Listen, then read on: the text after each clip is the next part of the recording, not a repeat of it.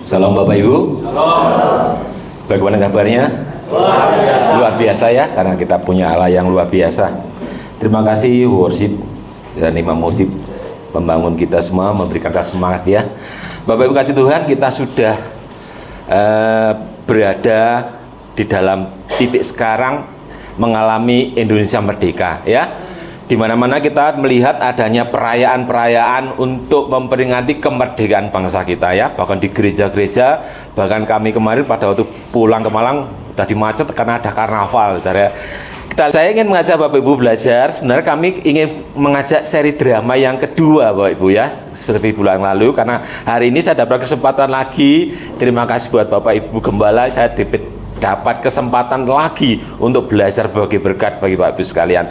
Saya ingin menyiapkan drama keluarga yang kedua Bapak Ibu, tapi setelah kita berdoa terus Tuhan berubah saudara. Jadi saya mengubah apa yang Tuhan mau disampaikan pada Bapak Ibu sekalian. Ternyata ini mengingatkan masa lalu saya saudara, sehingga saya mengajak saudara untuk belajar bersama-sama tentang mengucap syukur. Tema hari ini adalah mengucap syukur ya, sesuai dengan kemerdekaan. Bapak Ibu, mengapa kita mengucap syukur ya? Kadang-kadang pada waktu itu saya juga berkata, wis mengucap syukur wae gitu. Kadang-kadang ada Tuhan berkata begitu pada saya. Bapak Ibu, kita melihat bahwa Rasul Paulus mengajarkan kepada jemaat di Tesalonika, mengucap syukurlah dalam segala hal, karena itu yang dikehendaki oleh Tuhan. Loh, mengucap syukur dalam segala hal. Tuhan menghendaki saudara dan saya untuk mengucap syukur di dalam segala hal. Kalau mengucap syukur dalam segala hal, kalau halnya itu baik, halnya adalah berkat, sangat mudah Bapak Ibu. Tetapi kalau mengucap syukur dalam hal yang sulit, seperti problem permasalahan, seperti drama keluarga yang berseri-seri, itu kayaknya tidak begitu gampang gitu ya. Bapak Ibu, mengapa sih Tuhan berkehendak kita mengucap syukur? Lah wong kita diberkati kok mengucap syukur? Bapak Ibu sadar atau tidak sadar Bapak ya, bahwa orang yang diberkati Tuhan, punya kekayaan, punya jabatan, kalau tidak mengucap syukur, maka kekayaan dan jabatannya itu bisa menarik dia untuk keluar dari Tuhan dan hidupnya bisa dihancurkan oleh kekayaan itu. Bapak Ibu bisa melihat toh, orang-orang yang diberkati Tuhan punya kekayaan yang luar biasa, bahkan dia rajin memberikan persepuluhan di gereja-gereja yang cukup besar, bahkan mereka punya harta yang luar biasa, jabatannya pun sangat-sangat luar biasa. Tapi Bapak Ibu tahu, karena tidak mengucap syukur, maka mereka jatuh, dan akhirnya kekayaannya dia menyeret dia, hubungan dengan Tuhan menjadi jauh. Maka itu berkat itu bisa membawa kita pada kelimpahan kita, tetapi berkat itu juga bisa menyeret kita untuk keluar dari Tuhan ya. Oleh karena itu Rasul Paulus mengajarkan mengucap syukurlah di dalam segala hal yang baik harus mengucap. Kalau punya berkat harus mengucap. Kalau jabatannya naik harus mengucap. Supaya jabatan kita, supaya berkat kita tidak menarik kita keluar dari jalannya Tuhan. Jadi berkat kekayaan dia tidak menguasai kita, tetapi kita ada kekuatan untuk tetap menguasai berkat Tuhan. Yang pertama, mengapa kita harus mengucap syukur di dalam segala hal yang tidak baik Pak? Hal yang tidak baik ini begitu sulit kita mengucap syukur Bapak Ibu. Bagaimana mungkin kalau masalah itu datang pada kita Bapak Ibu, terus kita disuruh mengucap syukur? Apakah kita bisa? Mengapa kita harus mengucap syukur? Kita harus bertanya-tanya Bapak Ibu. Biasanya kalau problemnya datang, masalahnya datang, entah masalah ekonomi, entah masalah keluarga, entah masalah anak-anak, datang kepada kita, maka kita pertama kali bimbang. Pertama kali kita mulai ragu. Pertama kali kita mulai takut. Itu langsung masuk, sadar tidak sadar, masuk di dalam diri kita. Nah, Kalau kebimbangan mulai masuk dalam diri kita, saudara dan saya sadar atau tidak sadar, maka kebimbangan itu, kekhawatiran itu akan membuat kekuatan saudara dan saya mengecil, sehingga pada waktu kita menghadapi problem itu tidak menjadi kuat, tetapi kita menjadi jatuh. Coba Amsal 24 ayat 10, bantu saya Mas. Amsal 24 ayat 10. Jika engkau tawar hati pada masa kesesakan, kecilah kekuatanmu. Nah, kalau engkau tawar hati, kalau engkau bimbang, kalau engkau khawatir, kalau engkau ragu-ragu pada problem yang dihadapinya, maka kekuatannya padahal kalau ada problem permasalahan, kita butuh apa saudara? Kekuatan yang kita butuh kekuatan yang besar untuk melawannya. Karena kalau sudah bimbang, ragu, maka kekuatan menarik kita untuk terus ke bawah, terus terhanyut, dan kita menjadi keluar dari jalannya Tuhan. Ya, makanya tadi, saudara, di dalam 1 Tesalonika 5 ayat 18, Rasul Paulus berkata, 1 Tesalonika 5 ayat 18. Mengucap syukurlah dalam segala hal, sebab itulah yang dikehendaki Allah di dalam Kristus Yesus bagi kamu. Jadi Tuhan menghendaki yang pertama kita harus mengucap syukur di dalam keberkatan, di dalam kelimpahan, juga mengucap syukur di dalam problem permasalahan. Mengapa Pak kok kita harus mengucap syukur? Karena di dalam mengucap syukur ada kekuatan. Jadi kalau kita mengucap syukur itu ada kekuatan Pak, Bu. Kekuatan apa? Yuk kita akan belajar tentang kekuatan mengucap syukur. Saya lupa ayat di mana, kalau nggak salah di ulangan 8:18 ya, yang Tuhan itu tidak memberikan kekayaan pada kita, tapi Dia memberikan kekuatan untuk memperoleh kekayaan. Kekayaan tanda kutip ada kekuatan, saudara ya. Nah, kita akan belajar tentang kekuatan mengucap syukur. Bagaimana sih kekuatan kalau orang itu mengucap syukur? Nah, kita akan baca bersama-sama. Atau lebih cepat, saudara perhatikan, saya akan baca pelan-pelan ya. Bapak Ibu belajar pelan-pelan, karena ini ada pelajaran Bapak Ibu. Saya sudah mengalami, makanya saya ingin belajar dari Bapak. Sekarang saya bagi berkatnya. Saya minta bantuan Mas Felix aja ya, lebih cepat. Markus 6 ayat 30 dan 37, Bapak Ibu belajar pelan-pelan, bacanya pelan-pelan yang agak keras ya Mas. Yuk. Markus 6 ayat 30 sampai 37. Kemudian rasul-rasul itu kembali berkumpul dengan Yesus dan memberitahukan kepadanya semua yang mereka kerjakan dan ajarkan. Lalu ia berkata kepada mereka, marilah ke tempat yang sunyi supaya kita sendirian dan beristirahatlah seketika. Sebab memang begitu banyaknya orang yang datang dan yang pergi, sehingga makan pun mereka tidak sempat. Maka berangkatlah mereka untuk mengasihkan diri dengan perahu ke tempat yang sunyi. Tetapi pada waktu mereka bertolak, banyak orang melihat mereka dan mengetahui tujuan mereka.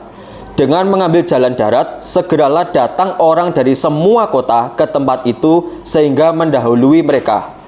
Ketika Yesus mendarat, ia melihat sejumlah besar orang banyak, maka tergeraklah hatinya oleh belas kasihan kepada mereka, karena mereka seperti domba yang tidak mempunyai gembala.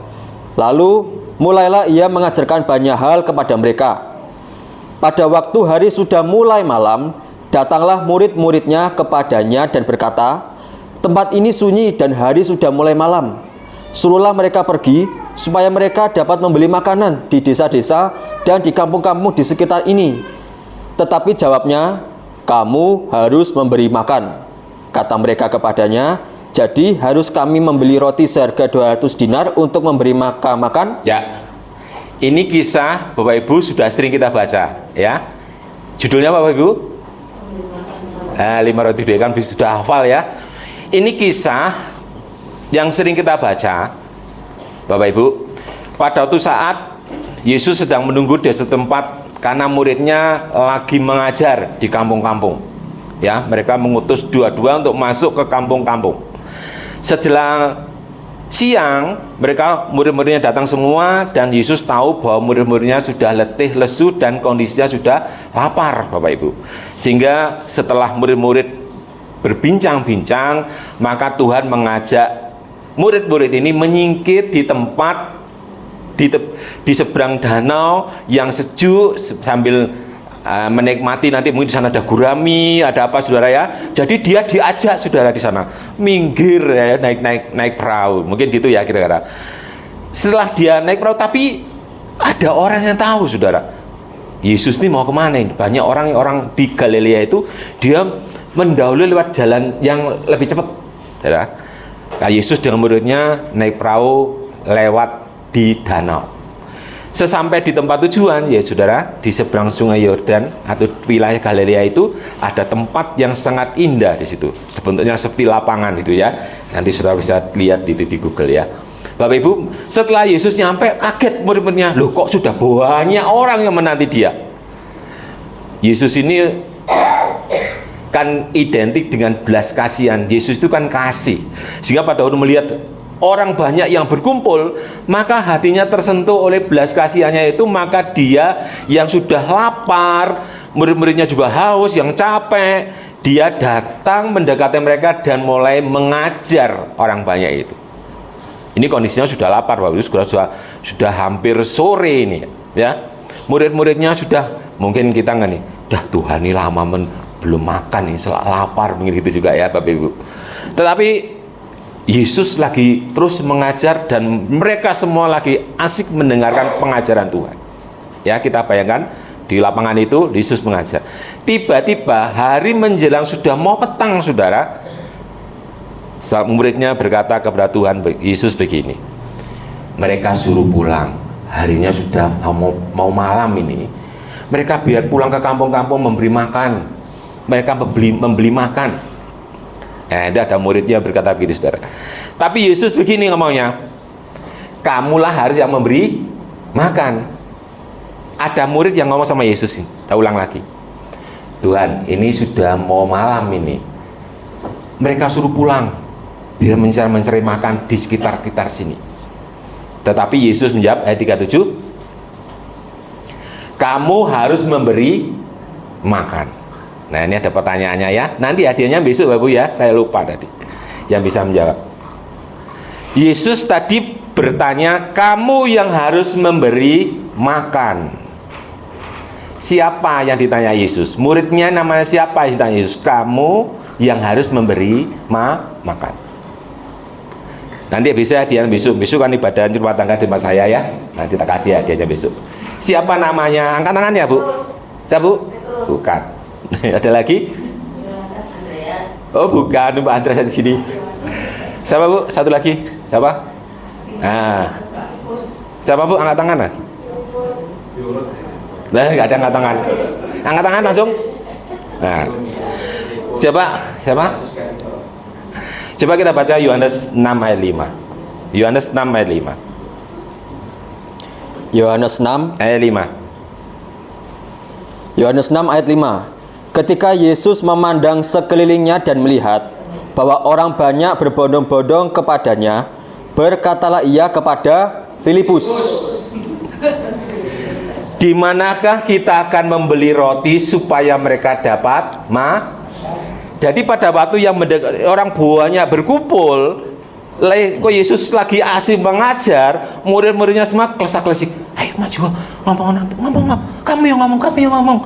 Petrus ngomong, Tuhan, ini sudah mau malam loh. Oh maaf, Filipus ngomong ini, Tuhan, ini sudah mau hampir malam loh. Suruh mereka pulang cari makan. Aku juga lapar Tuhan, gitu kayak gitu saudara ya. Lah ternyata yang ngusul tuh Filipus, Bapak Ibu. Terus Tuhan ngomong gini sama Filipus, kamulah yang memberi makan. Ya, mengapa kok Tuhan tanya sama Filipus, bukan pada Yohanes, bukan sama Petrus, bukan sama Yakobus, orang-orang yang disayangi? Ngapa kok tanya sama Filipus, Bapak Ibu? Yang bisa angkat tangan hadiahnya besok. Mengapa tanya pada Filipus? Kok yang disayangi itu Andre, yang disayangi itu Yohanes, Yakobus, Petrus itu paling disayangi, saudara. Karena Filipus yang tahu di dekatnya ada anak kecil yang bawa kue sama ikan. Kurang sedikit ya. Yuk kita lihat dulu. Sekarang tempat kejadiannya di mana? 5 roti 2 ikan itu tempat kejadiannya di mana? Coba saya dibaca Lukas 9 ayat 10. Kejadiannya di mana? Lukas 9 ayat 10. Sekembalinya rasul-rasul itu menceritakan kepada Yesus apa yang telah mereka kerjakan. Lalu Yesus membawa mereka dan menyingkir ke sebuah kota yang bernama Betsaida, sehingga hanya mereka saja bersama Dia. Nah, kejadiannya 5 roti 2 ikan tadi di mana, Saudara? Betsa. Sekarang kita lihat Filipus orang mana? Yohanes 1 ayat 44. Filipus itu orang mana? Yohanes 1 ayat 44. Yohanes 1 ayat 44. Filipus itu berasal dari Betsaida, kota Andreas dan Petrus. Kejadiannya di Betsaida. Filipus orang Betsaida. Yesus tanya pada Filipus, bener enggak? Bener, karena yang tahu makanannya di daerah Betsaida pasti Filipus, karena Filipus asalnya dari Kalau saya orang-orang Ngawi ke Malang, ingin tahu makanannya di Malang, otomatis dia tanyanya pada penduduk asli yang dari Malang, karena dia tahu tempatnya makan. Ini sama, Yesus tanya pada Filipus, karena Filipus asalnya dari Betsaida, dan kejadian ini di Betsaida, otomatis Filipus tahu tentang tempat-tempat pembeli makan. Apa artinya ini?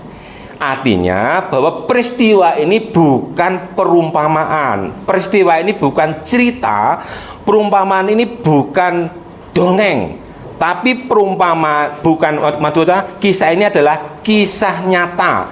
Kisah nyata artinya pengajaran yang Tuhan berikan kepada semua umat yang percaya kepadanya. Apa Pak sekarang pengajarannya? Kita lihat ya, ini pengajaran sekarang. Sekarang Yesus bertanya kepada Filipus dalam Yohanes 6 ayat 5. Ini Yesus bertanya kepada Filipus dalam Yohanes 6 ayat 5. Bacanya Pak. Yohanes 6 ayat 5. Ketika Yesus memandang sekelilingnya dan melihat bahwa banyak orang berbondong-bondong datang kepadanya, berkatalah ia kepada Filipus, "Di manakah kita akan membeli roti supaya mereka ini dapat makan?" Nah, ingat, Yesus bertanya, di manakah kita membeli roti? Di manakah kita membeli roti? Ya.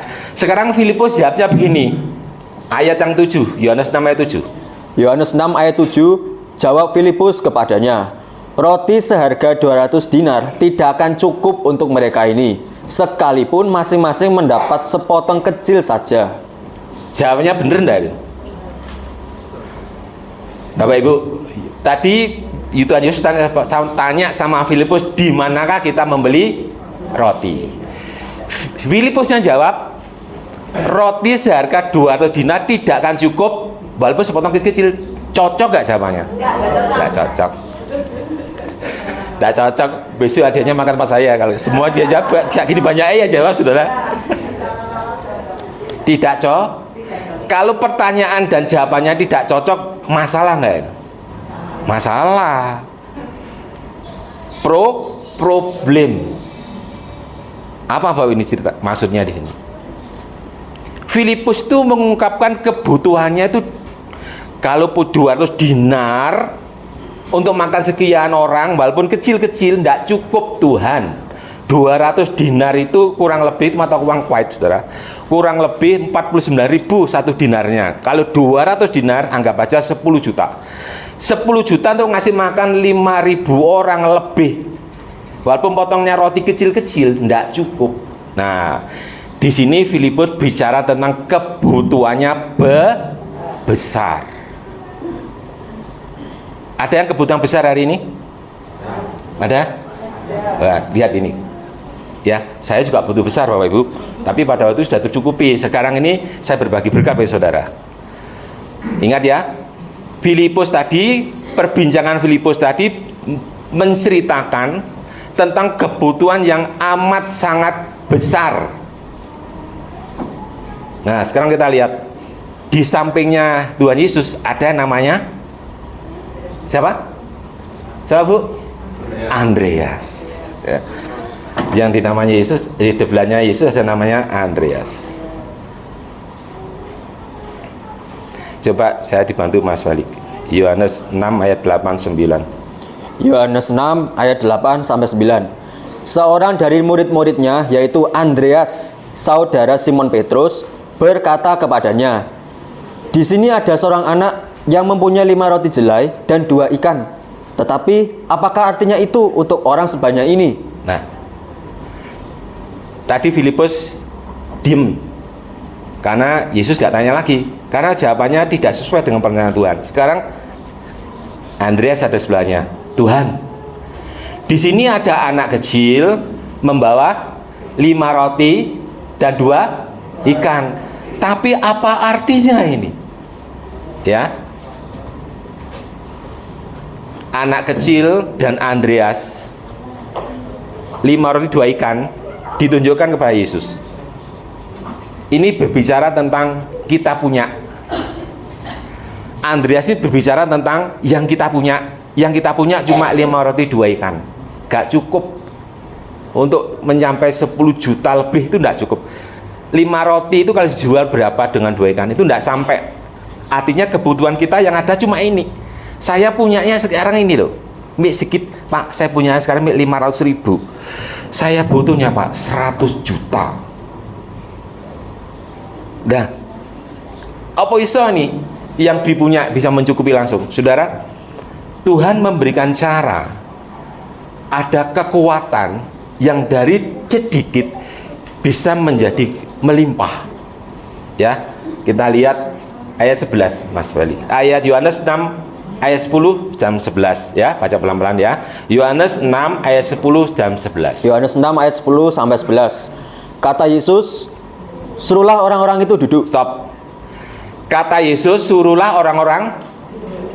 Kalau saudara pingin kebutuhan ini kecil, saudara punya cuma 500.000, tapi saudara butuh 100 juta karena membayar rumah, membayar sesuatu. Tuhan perintahkan apa? Duduk. Lek duduk itu berarti diam, nggak ngomel. Ya apa cukup, iki apa cukup, cukup. Ini namanya Tuhan bilang suruh mereka duduk. Saudara punya yang kecil, gak perlu gede-gede nih. Lah aku butuh. Saya pernah saudara punya jemaat itu sakit. Sudah lama sakitnya saudara. Seharusnya itu kalau dilihat dari ilmu kedokteran sudah meninggal. Tapi karena dia punya kemurahan Tuhan, dia masih sehat saudara. Masih rajin ikut komsel dengan saya, dengan jemaat saya. Ngomongnya mesti penyakit saya. Stop. Jangan ngomong penyakit. Katakan berkat Tuhan yang limpah. Katakan berkat Tuhan yang limpah. Kalau ngomong penyakit terus tambah gede, penyakit tambah gede, dia bikin dia ragu dan kekuatannya jatuh. Bapak Ibu, lanjut. Adapun di tempat itu banyak rumput. Maka duduklah orang-orang itu, kira-kira 5.000 laki-laki banyaknya. Lalu Yesus mengambil roti itu, mengucap syukur, dan membagi-bagikannya kepada mereka yang duduk di situ. Demikian juga dibuatnya dengan ikan-ikan itu, sebanyak yang mereka kehendaki. 5 roti, 2 ikan yang nggak ada apa-apanya. Tuhan ajarkan untuk mengucap. Tuhan mengajarkan untuk mengucap. Lagi Tuhan mengajarkan untuk mengucap Syukur. Dari yang kecil yang saudara punya untuk mencapai yang besar, saudara duduk mengucap syukur.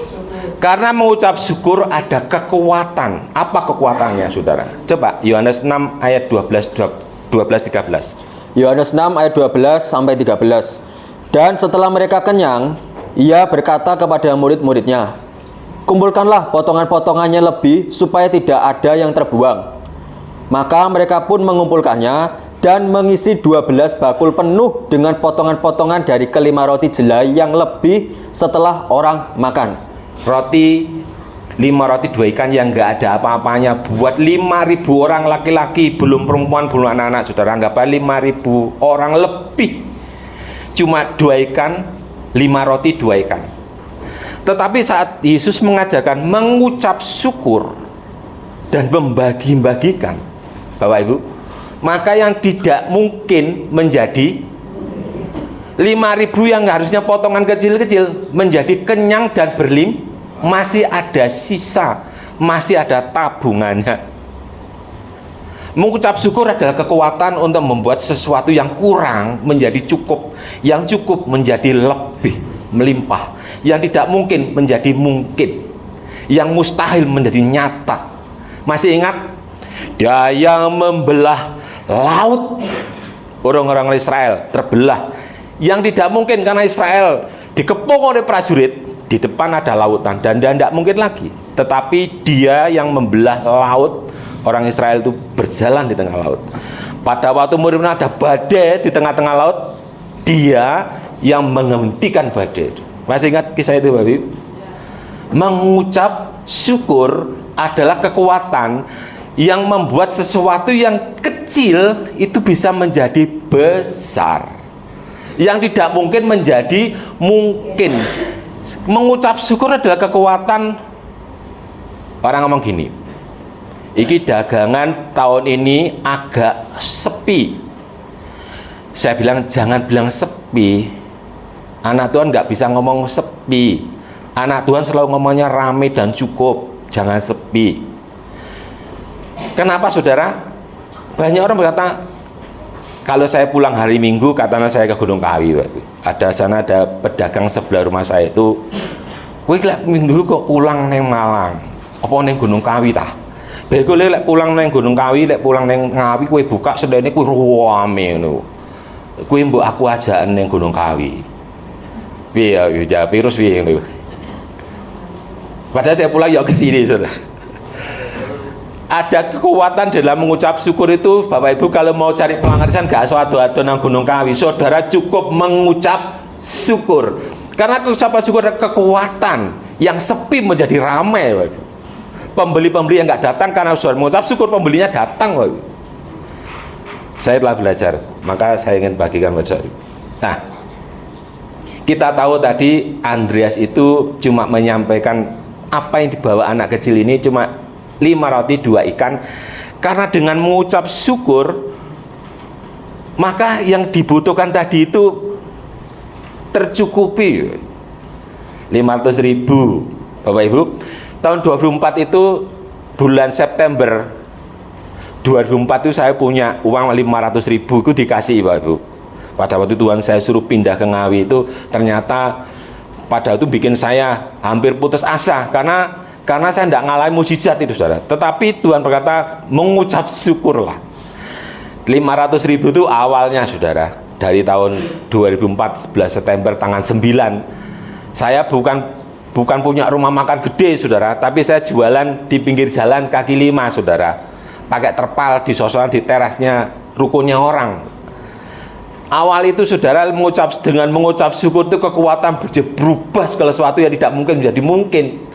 Yang pada waktu saya melihat, bahkan banyak orang melihat ada kekuatan yang supranatural terjadi dalam hidup saya pada waktu itu, sehingga bisa mencukupi semua keluarga saya sampai hari ini. Kenapa, saudara? Ada kekuatan di dalam mengucap syukur. Jadi tadi hasilnya setelah mengucap syukur melimpah. Di sini Yesus mengajarkan bahwa mengucap syukur adalah kekuatan yang dapat mengubah dari yang kecil menjadi besar, yang kurang menjadi berlimpah. Yohanes 6. Inilah artinya mengucap syukur. Coba lihat Yohanes 6 ayat 6. Yohanes 6 ayat 6.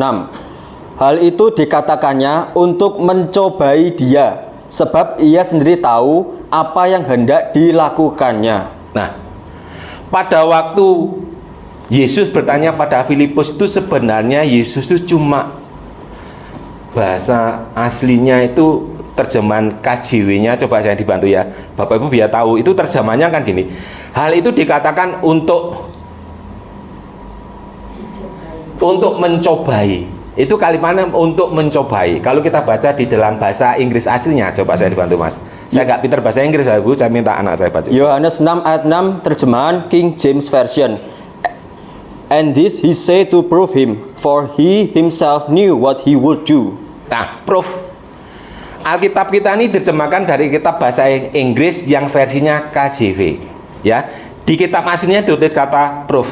Lah, Bapak Ibu kalau punya berkat sekarang LAI itu sudah merevisi, Bapak Ibu. Alkitab yang baru, namanya terjemahan baru yang kedua. Itu istilahnya sudah mendekati kebenaran aslinya ya. Dikata proof. Proof itu artinya membuktikan. menguji. Ya, kalau kita baca di dalam Yohanes 6 ayat 6 tadi, hal itu dikatakan untuk mencobai, itu dapat menguji, saudara. Sebab ia sendiri tahu apa yang dikerjakannya. Jadi pada waktu Yesus bertanya kepada Filipus, dia sudah tahu apa yang dikerjakan. Jadi pada waktu saudara dan saya sekarang ini, aku butuhnya gede, tapi ono iki aku mengucap, aku duduk sama Tuhan, aku nggak ngomel-ngomel, aku nggak ngomong-ngomong rono, aku nggak utang-utang rono, aku duduk diam, tetap bekerja dengan yang ada ini, terus mengucap syukur. Mengucap syukur kekuatan yang kecil ini bisa menjadi besar. Kalau saya baca di terjemahan Yohanes 6 ayat 6, YHWH. Yohanes 6 Yohanes 6 ayat 6 terjemahan FHYH. Ia sedang menguji Filipus karena ia sudah tahu apa yang akan dilakukannya. Filipus itu cuma diuji, saudara. Artinya Tuhan sudah tahu kalau kamu melakukan ini nanti hasilnya ini loh, saudara. Jadi dia mengucap syukur, itu dalam bahasa Indonesianya, dalam kamus bahasa Indonesia artinya berterima kasih kepada Tuhan. Itu mengucap syukur dalam KBBI artinya berterima kasih kepada Tuhan. Tetapi mengucap syukur setelah dalamnya artinya bahwa saudara dan saya itu sadar bahwa Allah itu turut bekerja dalam segala hal dalam hidup kita. Saudara percaya nggak bahwa Tuhan itu ikut kita bekerja di dalam segala hal? Amin. Coba baca Roma 8 ayat 28. Roma 8 ayat 28. Roma 8 ayat 28. Kita tahu sekarang bahwa Allah turut bekerja dalam segala sesuatu untuk mendatangkan kebaikan bagi mereka yang mengasihi Dia, yaitu bagi mereka yang terpanggil sesuai dengan rencana Allah. Kita tahu sekarang bahwa Allah turut bekerja di dalam segala sesuatu untuk mendatangkan kebaikan, Bapak Ibu. Jadi dimanapun kita bekerja, dimanapun kita melakukan aktivitas, itu Tuhan bekerja di dalam diri kita. Dia ikut. Tapi dia ikutnya supaya kita semua jadi baik. Nah, maka mengucap syukur gimana Pak kalau gitu mengucap syukur? Mengucap syukur itu artinya berarti saya sudah yakin nih, saya berterima kasih Tuhan karena Engkau bersama saya, maka segala sesuatu yang terbaik yang akan Tuhan berikan pada waktu itu. Jadi kalau kita diizinkan pada hari ini, kita butuhnya gede Pak hari ini. Kita butuhnya bayar ini Pak, tapi cuma ada uang 500.000. Bagaimana caranya ini? Kita tetap bekerja dengan apa yang kita punya, dengan tekun, dengan rajin, tanpa kita harus ngomel-ngomel, harus cari kesana kemari. Kita tetap duduk mengucap syukur. Anggap aja wong kene pelarisan gitu, saudara. Kita mengucap syukur sama Tuhan. Tuhan terima kasih, Engkau turut bekerja di dalam pekerjaanku untuk mendatangkan kebaikan. Ya, itu mengucap syukur, mengubah segala sesuatu yang tidak mungkin menjadi mungkin.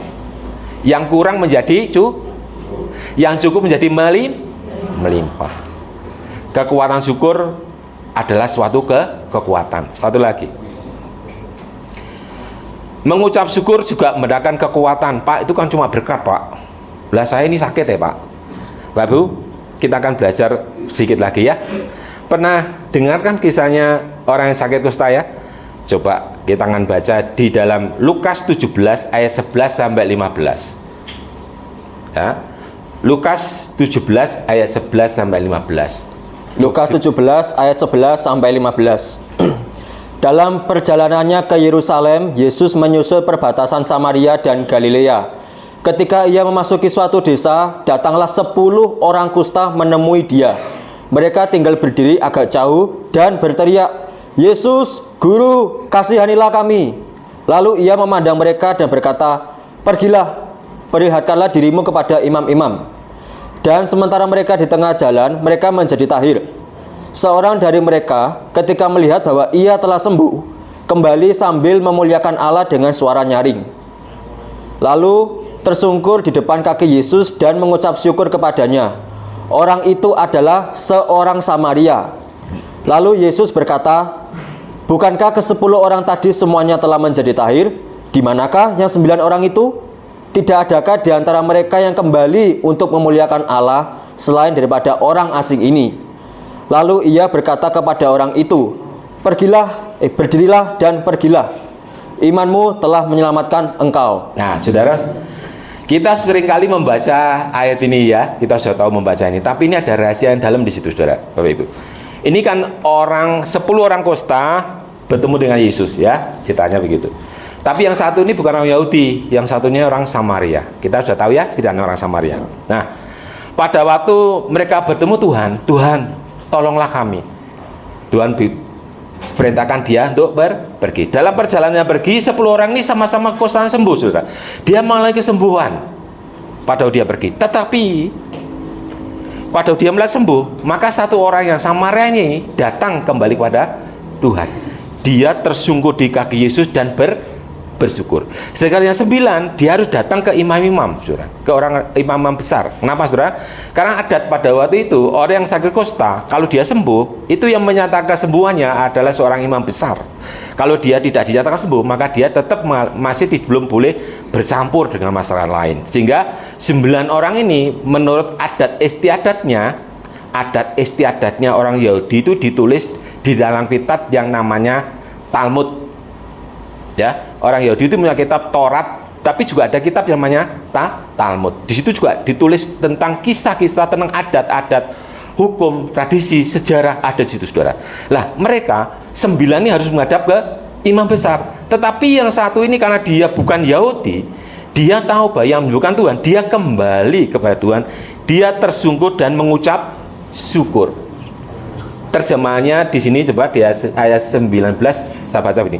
Lalu ia berkata pada orang itu, berdirilah dan pergilah, imanmu telah menyelamatkan engkau. Menyelamatkan engkau. Saudara, kalau kita kembali ke terjemahan aslinya ya, di versi KJV-nya, coba saya dibantu Mas.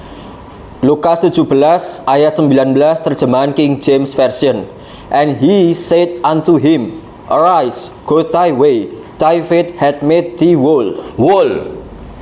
Imammu telah menyelamatkanmu. Menyelamatkan, ini asal katanya whole, W-H-O-L-E. Itu artinya keseluruhannya utuh. Ya, keseluruhannya. Orang kusta ini, yang satu orang Samaria ini, dia sakit kusta, tapi pada waktu kembali pada Yesus, sakit kustanya tadi, setelah dia tersungkur mengucap syukur, maka kustanya tadi yang sudah kelihatan potong-potong itu menjadi utuh kembali seperti tidak sakit. Whole terjemahnya. Jadi utuh. Yang 9 tadi sembuh yang ngadep imam besar, tapi dia bekas kustanya masih kelihatan. Tetapi satu orang Samaria ini yang tersungkur di kaki Yesus dengan mengucap syukur, maka kustanya ini yang kelihatan menjadi hilang seperti tidak pernah sakit lagi. Ini artinya orang Samaria ini mengalami kesembuhan yang sempurna. Artinya organnya yang sakit sudah diganti dengan yang baru. Mengucap syukur adalah kekuatan, Bapak Ibu, yang membuat yang sakit menjadi sembuh. Mengucap syukur adalah kekuatan apa organ saudara yang rusak menjadi pulih kembali. Beberapa tahun lalu saya ini pernah mempercayakan pekerjaan saya ini mengaduk mie itu kepada karyawan saya, saudara. Tapi karyawan saya akhirnya minggat. Jadi saya akhirnya harus mie itu khusus saya tangani sendiri, saudara. Sehingga saya pada waktu itu tidak sengaja belum waktunya ngangkat mesin yang besar, tak masukin mie, tepung satu sak, saya masukkan blek itu saya kayak di bagian ini kayak kecedit sakit. Lah itu terus beberapa hari itu saya berangkang lek jalan. Saya minta tolong istri saya dipijit-pijit ini, tapi tetap sakit, Bapak Ibu. Jadi kali saya jalan tidak kuat, berdiri tidak kuat, berangkang, duduk pun, tidur pun rasanya miringnya sakit.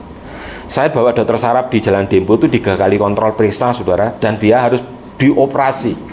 Pada saat saya mau operasi, tiba-tiba saya mau bilang iya, handphone saya berdering. Dokter sebentar, saya angkat telepon saya, tiba-tiba saya dari Bandung itu telepon. Kamu di mana? Di dokter Laksaraf. Ini saya cerita, oh jangan dioperasi. Akhirnya saya batal operasi. Saya percaya ini ada cara Tuhan, saya nggak operasi. Tapi masih sakit sudah di punggung ini. Mungkin banyak orang kata kayak ginjal. Saya tes semua di lab yang terbaik dan yang biasa di Ngawi dan di Malang. Akhirnya saya dibawa ke Dokter Benggol itu ada rumah sakit Dokter Benggol ya di Malang ya, itu ada dokter ginjal itu. Diperiksa semuanya itu, saya sama istri dari Ngawi bolak-balik lihat, sampai puasa harus puasa total, tidak apa-apa saudara. Tapi sakit ternyata itu sarafnya kejepit. Akhirnya dikasih obat cuma anti nyeri saudara. Saya ingat dulu saya kekuatan mengucap syukur mendatangkan berkat yang saya kekurangan menjadi cukup. Berarti saya percaya firman ini iya dan amin. Saya selalu mengucap syukur dalam keadaan sakit Bapak Ibu. Saya tetap bekerja keras, saya tetap bekerja. Istri saya tajak jalan pagi, keliling jalan itu 30 menit. Lama-lama saudara, itu hilang saudara. Jadi mengucap syukur adalah kekuatan untuk menjadikan kita yang sakit menjadi yang organnya sudah rusak menjadi pulih kembali karena ada kekuatan mengucap syukur. Mungkin Bapak Ibu ada yang sakit hari ini, belajarlah belajar mengucap syukur gimana? Sakit saya, jangan mengeluh sakitnya, jangan membesar-besarkan sakitnya. Terima kasih Tuhan, aku hari ini sakit, aku percaya Engkau bersama aku di sini. Jadi apa yang kita kerjakan Tuhan menyertai kita. Sakit kita diserahkan kepada Tuhan. Maka kekuatan mengucap syukur itu akan mengubah pelan-pelan tubuh ini menjadi pulih kembali. Mengucap syukur adalah kekuatan untuk yang finansialnya merasa kurang akan dicukupkan oleh Tuhan. Mengucap syukur adalah kekuatan yang finansialnya cukup menjadi berlimpah karena Tuhan. Mengucap syukur adalah mengubah yang sakit menjadi sembuh. Mengucap syukur adalah kekuatan untuk menyempurnakan organ-organ tubuh kita yang mulai rusak. Oleh karena itu, mengucap syukurlah dalam segala hal. Saya Bapak Ibu supaya ini teringat diingat kita terus ya. Mengucap syukurlah dalam segala hal. Hal diberkati mengucap. Kalau sakit, problem datang rumah tangga, besok ada tagihan datang, uang belum ada, mengucap syukur.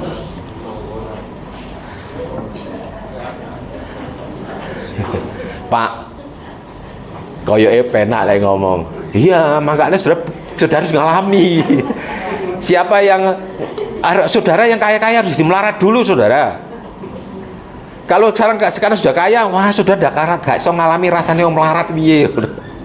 Saudara pernah gak ngalami orang yang bukan miskin loh saudara, melarat? Ada yang pernah ngalami melarat? Yang belum pernah, tak doakan saudara melarat dulu. Nanti ya Om.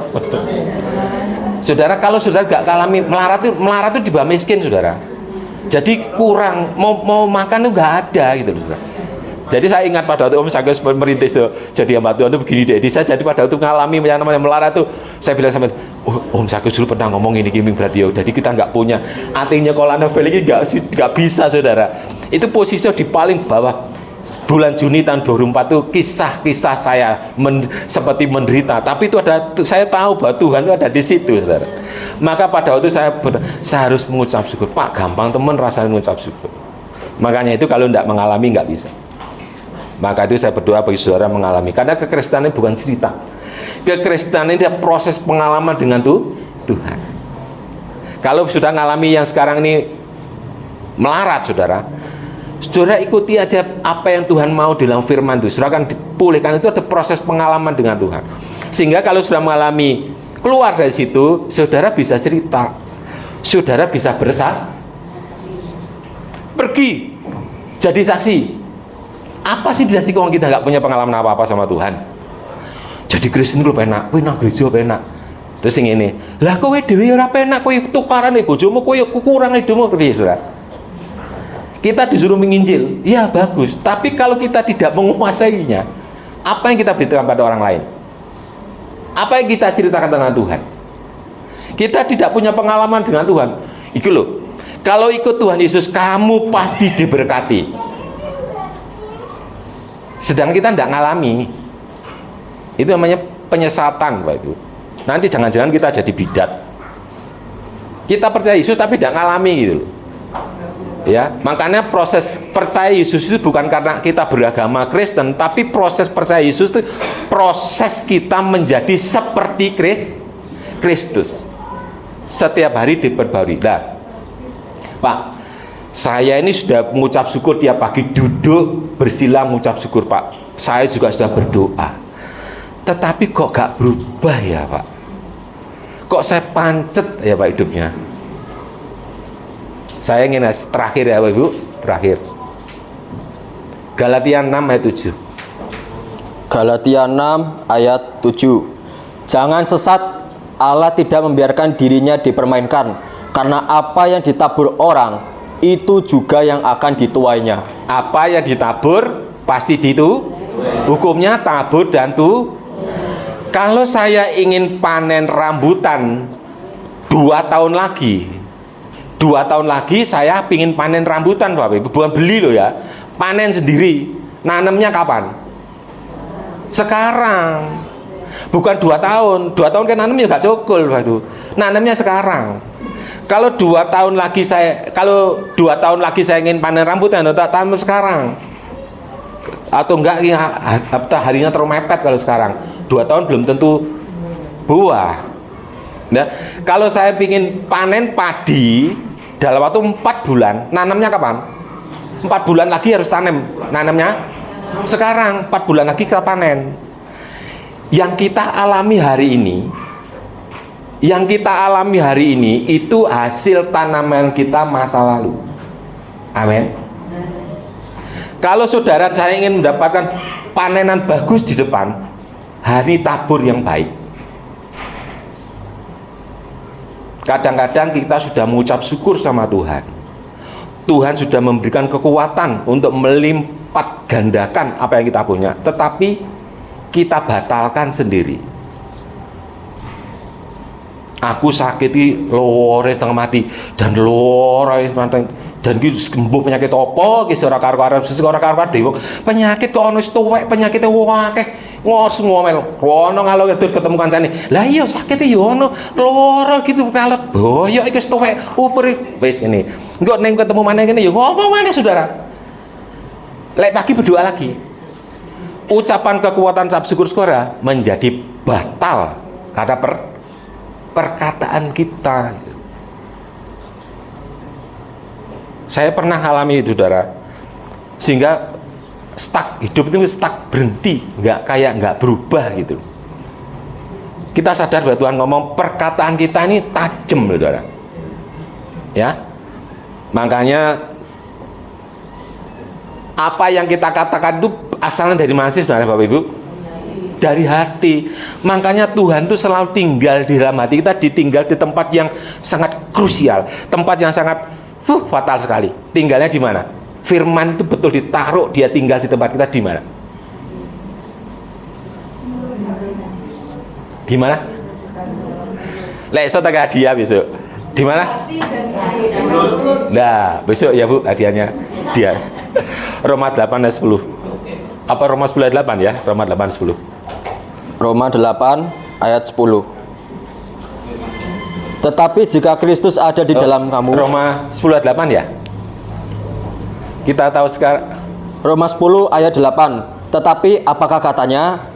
Ini, firman itu dekat kepadamu, yakni di dalam mulutmu dan di dalam hatimu. Terus? Itulah firman iman yang kami beritakan. Ya.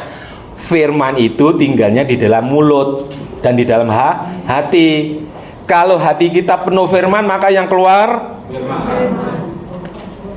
Ulang lagi, kayak saya salah dengar. Kalau hati kita penuh firman, maka yang keluar loh. Lagi, kalau hati kita penuh firman, yang keluar firman. Lah ngomel-ngomel tadi bener nggak ya? Berarti hati kita ngomel. Ono firman ini enggak ya? Saya jawab bukan saya loh, Ibu.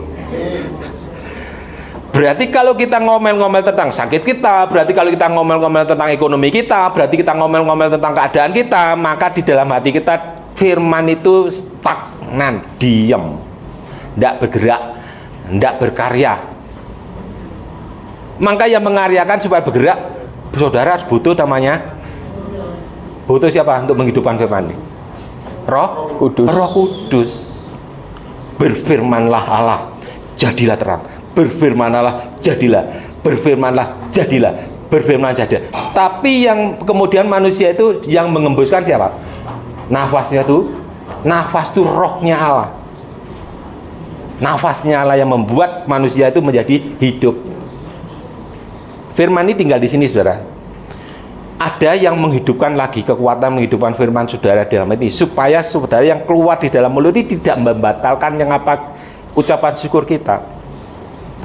Oleh karena itu kita seringkali minta, Roh Kudus tolong saya, Roh Kudus tolong saya, supaya Roh Kudus ini senantiasa membantu kita, Bapak Ibu ya. Yang terakhir, Amsal 17 ayat 27. Amsal 17 ayat 27. Amsal 17 ayat 27. Orang yang berpengetahuan menahan perkataannya, orang yang berpengertian berkepala dingin. Perkataan diapakan? Tahan. Yang jengkel ini sudah mau keluar dari sini. Udah kok mau meso saudara. Karena ini penyakitnya, kenyataannya kelihatannya penyakitnya dari ekonominya nggak berubah. Ini jengkel cuma keluar ini, bahkan mau meso. Firman Tuhan bilang apa? Tahan, biar firman yang keluar. Mengucap syukur Tuhan, karena Engkau ada di sini bersama-sama aku. Terima kasih Tuhan, karena Engkau cuma menguji aku, Kau sudah sediakan jalan keluarnya. Saya ngundang imam musik mau depan, ya. Tuhan itu sudah ada bersama kita dan Dia sudah siapkan jalan keluarnya. Mengucap syukur adalah kekuatan, ya. Di dalam segala hal baik, hal buruk, mengucap syukurlah, ya. Karena mengucap syukur mengandung kekuatan. Bapak Ibu harus ingat sekali-sekali, mungkin kita kadang-kadang lupa ya, kita sudah berusaha mengucap syukur, sudah berdoa sama Tuhan, tetapi kadang-kadang kita batalkan sendiri oleh karena perkataan. Jadi perkataan dengan mengucap syukur ini betul-betul harus seimbang. Ya, kita firman katakan tahan. Kita melihat peristiwa nenek moyang kita, orang-orang Israel itu saudara,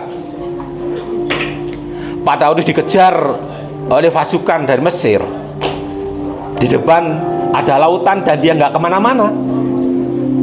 Seperti kita kejepit, seperti saya tahun 2004 mengalami bukan miskin tapi melarat, hampir nggak bisa makan Bapak Ibu, makannya masih minta dikasih. Tapi pada waktu Tuhan melihat orang Israel itu terjepit, Allah tidak pernah meninggalkan umat Israel.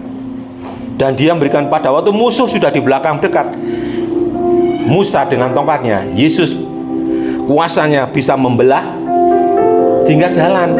Artinya kita bisa lewat di kemustahilan. Pada waktu badai datang saudara, mungkin saudara keluarga mengalami badai datang, jangan ribut datang, Yesus sanggup memberhentikan badai. Mengucap syukur.